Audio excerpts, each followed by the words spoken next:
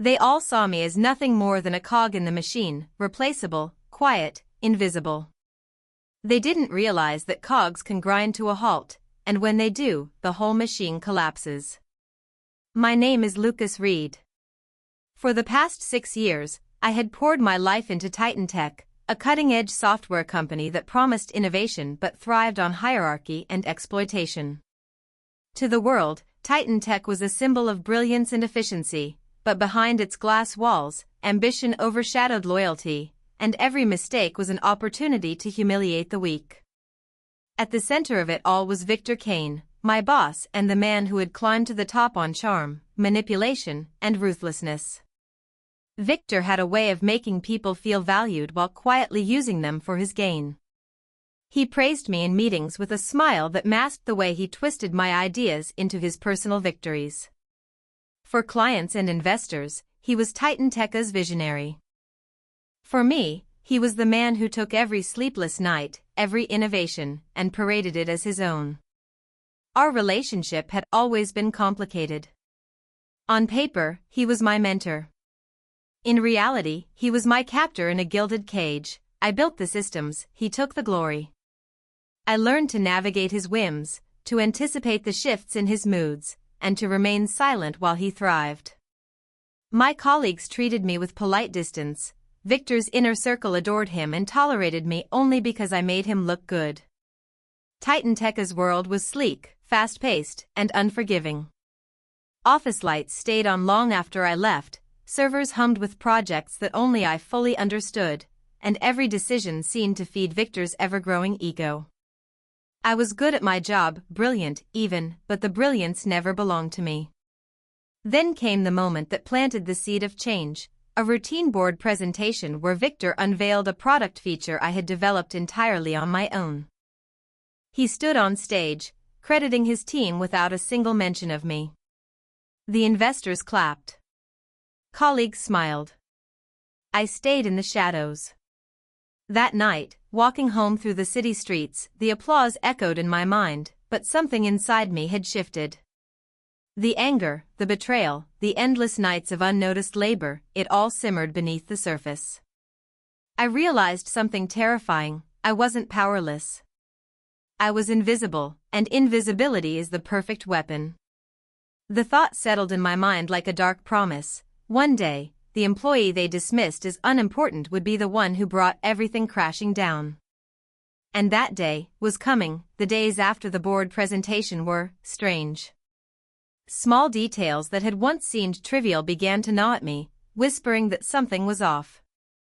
Victor's charm never wavered in public, but behind closed doors, I noticed a subtle shift, furtive glances, hushed phone calls, and the way he suddenly became more interested in who was watching him than in the work itself.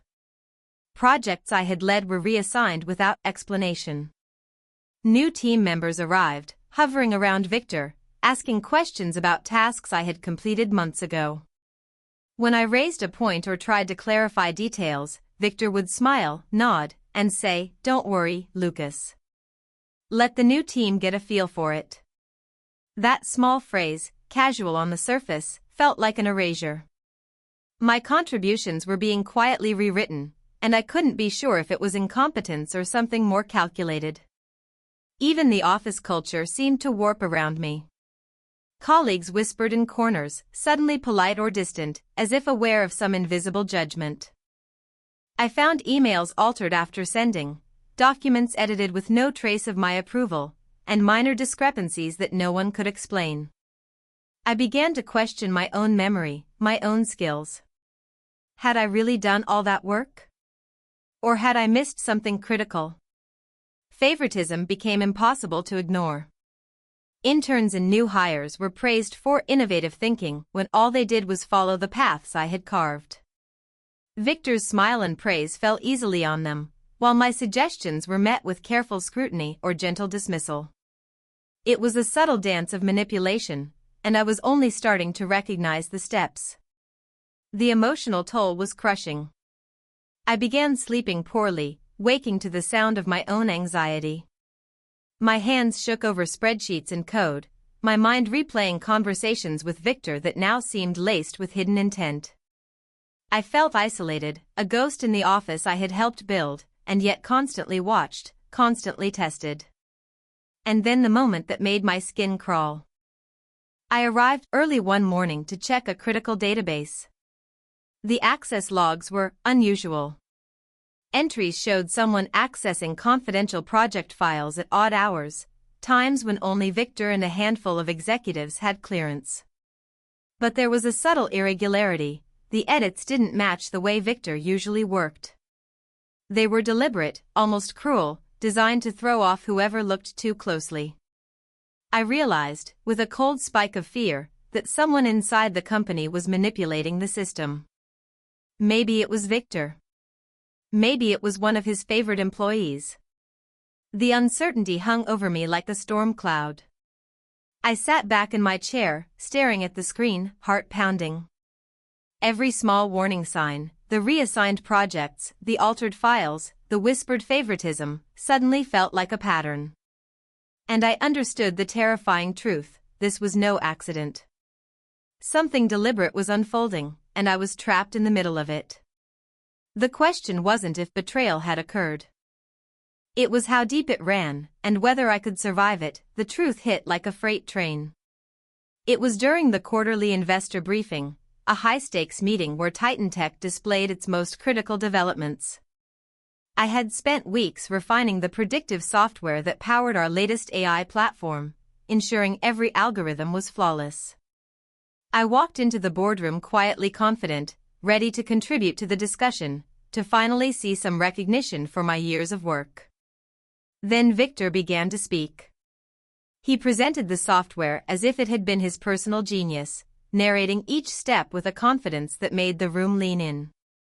Graphs, projections, and simulations I had coded alone were now attributed to Victor Kane's vision and leadership.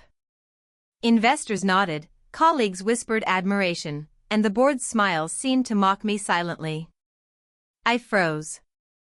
And then came the words that broke something inside me. "Lucas and the team have been helpful, of course, but this success reflects the strategic guidance I've provided." No "of course" could hide the betrayal. No phrasing could mask the theft of every late night, every painstaking calculation, every innovation I had delivered. I had been the architect, he had been the actor taking center stage. Shock gave way to disbelief, and disbelief exploded into anger. My chest tightened. My hands trembled. Every memory of dedication, loyalty, and sleepless nights flashed before me, and every one of them had been leveraged to feed his narrative, his power, his ego. But it wasn't just professional humiliation. The betrayal cut deeper. My credibility was at stake. Investors had no reason to trust me anymore, and every potential client or future opportunity would now see me as a subordinate, a secondary figure to Victor's self-aggrandized brilliance. My relationships with colleagues, built over years, were strained under the weight of doubt and misattribution. I stepped out of the boardroom, heart pounding, mind racing. For years, I had stayed quiet, believing silence would keep me safe. I had endured the snide remarks, the ignored suggestions, the subtle erasures of my contributions. But now I understood. My silence hadn't protected me. It had allowed him to build a fortress of lies atop my work. I walked down the empty hallway, the polished floors reflecting the fluorescent lights above. My thoughts churned. How had I let this go on for so long? How many times had I been underestimated, dismissed, erased? And then the realization crystallized: I couldn't stay silent any longer. I couldn't watch as he collected the rewards of my labor. The betrayal wasn't just a slight, it was an act of war, deliberate, calculated, and complete. A quiet, cold determination began to replace the storm of emotions inside me. One question now ruled my mind: how would I make him pay, and reclaim what was mine? The silence that had once been my shield would now become my weapon. For 2 nights after the boardroom disaster, I barely slept. My apartment, usually a refuge, felt suffocating, silent except for the hum of my laptop and the echo of my own thoughts. I replayed the briefing endlessly, each detail of Victor's betrayal sharpening the ache in my chest. But the ache soon gave way to something colder, sharper, clarity. The trigger came unexpectedly. I was reviewing past code archives, curious about some unusual edits in the system. That's when I discovered it, a digital breadcrumb trail left by Victor. He hadn't just taken credit, he had rewritten portions of my work, masked it as team contributions, and even altered client deliverables to make himself look indispensable. Every line of code, every algorithm I had painstakingly perfected, had been repurposed for his glory. For a moment, I felt the old despair clawing back. But as I traced the edits, as I saw the full scope of his deceit laid bare in black and white, I felt the shift. Anger was transforming into purpose. This wasn't just about recognition anymore. This was about justice. It was about reclaiming what was mine and exposing the man who had built a career on lies.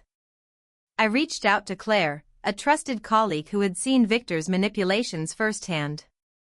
"We need to document everything," I said, my voice steadier than I expected.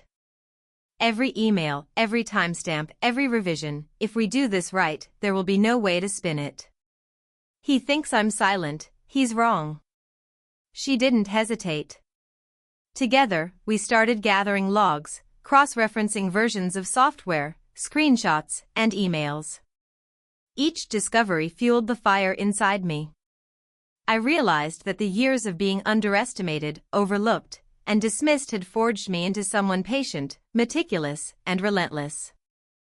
The transformation was subtle but undeniable. Gone was the hesitant, cautious employee who had walked the corridors with her head down. In her place stood a strategist, calculating and precise. I began to see opportunities where I had only seen limitations before. I began planning not just to reclaim credit, but to dismantle the carefully constructed illusion Victor had created around himself. By the time the city's lights flickered on outside my window, I had made a quiet, unshakable decision. I would not confront him directly, not yet. I would wait, observe, and strike in a way that left no room for denial or escape. My silence, the very thing he had assumed made me powerless, would become the instrument of his downfall. Sitting back in my chair, I whispered to the empty room, almost as a vow to myself, "They thought I'd stay silent. But my silence will be deadly." And with that, the first spark of the plan ignited, a plan that would change everything. For both of us, revenge is a machine built from small parts, evidence, timing, and people who'll move without a headline. After the awakening, I stopped hoping for justice and started engineering it. Step 1. Lock the proof. I cataloged everything: archival code, original commits, draft emails, version histories. Sam, a freelance security engineer I'd trusted years ago, taught me how to create immutable snapshots, write once forensic copies that couldn't be altered or denied. Every line of my code, every timestamp, every stray comment I'd left in the margin became a sealed artifact. I duplicated those artifacts in 3 separate locations: off-site drives, encrypted cloud vaults, and a physical USB stored in a bank safe. If Victor tried to scrub a thing, the originals would still exist. Step 2. Recruit quiet allies. Claire agreed to be my eyes inside Titan Tech. She could access floors and files I no longer could. Sam handled the technical integrity and built a covert logger to record any tampering with the bait. Elena, an investigative journalist I'd met through a former client, didn't want headlines, she wanted facts that cut clean. She promised to hold the story until the moment we couldn't be gaslit. Each ally would act without fanfare. The plan depended on absence of spectacle until the right second. Step 3. The bait. Victor couldn't resist being first to discover a vulnerability or take credit for a solution. We created a controlled error inside an internal proposal, convincing but harmless, a mistake so tempting for a quick fix grandstanding. Sam embedded a silent recorder in that file, keystrokes, screen captures, IP logs, everything. If Victor leaned in, the recorder would capture him red-handed, opening, editing, and repackaging my work as his own. Step 4. The exposure rail. Elena synced outlets, legal counsel, and regulatory contacts. We prepared a simultaneous drop, the forensic dossier to regulators, clean originals to major clients, the exposé to the press, and a legal notice to Titan Techa's board. Timing had to be atomic, one coordinated release that left no room for spin, no time for Victor's charm to reroute the narrative. All the while, he swaggered through the office like a man who had already won. He posted photos of dinners, accepted awards, and rehearsed the lines he'd deliver to investors. His ease made him dangerous, it made him predictable. He still believed the quiet employee in the corner posed no threat. We rehearsed the sequence twice. Claire planted the file in a folder within Victor's circle. Sam tested the logger until it was invisible. Elena confirmed the launch windows. I memorized the timeline until it lived in my bones. The morning of the planned strike, I sat in my small apartment with the encrypted dossier open. My finger hovered over the upload key that would send truth into every channel at once: regulators, clients, media. I felt the weight of years press into that moment: humiliation, missed promotions, the long nights. The air was thick with possibility and danger. Then my phone buzzed with a calendar notification. A meeting request appeared, time-stamped for the very hour I planned to execute the drop. Victor Kane, quick chat. My pulse skipped, the auditorium smelled of cologne and ambition. Investors leaned forward, phones at the ready. Victor strode to the podium with the same practiced grin that had once swallowed my confidence whole. He clicked the first slide, my graphs bloomed on the screen, and the room sighed, impressed. For a heartbeat, it felt like old ghosts were back to haunt me. Then Elena's feed cut in. The giant screen split. On one side, Victor, basking in applause. On the other, a scrolling forensic timeline, immutable snapshots of original commits, server logs with precise timestamps, and screen captures from Sam's covert recorder showing Victor's midnight edits. Claire's badge swipe logs flashed beside audio of his keystrokes. Elena's calm voice narrated the evidence with surgical accuracy. This is not a misunderstanding. This is a pattern of deliberate manipulation. The applause stuttered and died. Victor's face shifted from practiced charm to something brittle.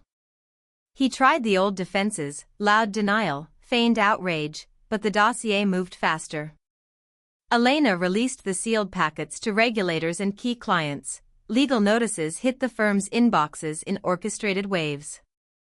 Sam's logger played the clip everyone couldn't unhear. Victor, eyes hunched over a terminal at 2:13 a.m., copying, editing, and labeling my work as his. Claire stepped forward live, voice steady, recounting nights she'd seen him in my office. Each piece snapped into place like a trapdoor. Phones lit up across the auditorium. Investors called counsel. An auditor 3 rows back typed a terse message. Within minutes, an official hold was posted. The firm's projected ticker flashed an ominous dip on the side screen as sell orders cascaded in. Victor's PR team scrambled, but there was no script left for them. The cinematic unraveling hit in waves. Contracts were suspended. Sponsors removed his face from event pages. The board convened behind closed doors and emerged with a statement: Victor Kane was suspended pending an independent investigation. Cameras caught the moment security escorted him out, no fanfare, no applause, just the hollow clack of shoes on marble. Reporters shouted questions he couldn't answer. His eyes darted from lens to lens like a man suddenly aware he had no armor. Then came the financial blow. Auditors traced transfers through shell accounts, regulators issued subpoenas, banks froze assets tied to the illicit payments the dossier exposed. Where Victor had once bought influence, now every transaction became evidence of motive. Lawyers circled, lawsuits multiplied. His network of favors dissolved under legal scrutiny.